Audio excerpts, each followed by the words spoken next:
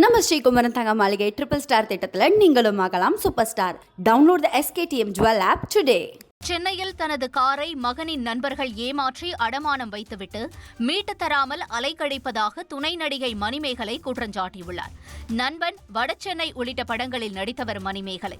இவரது மகன் கண்ணனிடம் அவருடைய நண்பர் ரத்தினவேல் பாண்டியன் 6 லட்சம் ரூபாயை கடனாக வாங்கியதாக கூறப்படுகிறது. அந்த பணத்தை திருப்பிக் கொடுக்காமல் ஏமாற்றிய அவர் தஞ்சாவூரில் மணிமேகலையின் காரை அடமானம் வைத்து மேலும் 5 லட்சம் ரூபாயை பெற்றுக் கொண்டுள்ளார். பணத்தையும் காரையும் திருப்பி தராததால் இதுகுறித்து ரத்தினவேல் பாண்டியன் மற்றும் அவருக்கு உடந்தையாக இருந்த மாதவன் ராஜா ஆகியோர் மீது தஞ்சாவூர் மருத்துவக் கல்லூரி காவல் நிலையத்தில் மணிமேகலை புகார் அளித்துள்ளார். ஆனால் ஓராண்டு ஆகியும் இதுவரை நடவடிக்கை எடுக்கப்படவில்லை என்று மணிமேகலை குற்றஞ்சாட்டியுள்ளார். திருடனை பிடிக்காம போங்க, எப்படியோ போலீஸ்காரங்க பண்ணிக்கிட்டோம், எனக்கு தேவை கிடையாது. எனக்கு என்னுடைய கார் வேணும். நான் சும்மா கார் என்னுடைய தேவைக்கு தான் நான் வாங்கி அதை பயன்படுத்திட்டு இருக்கேன்.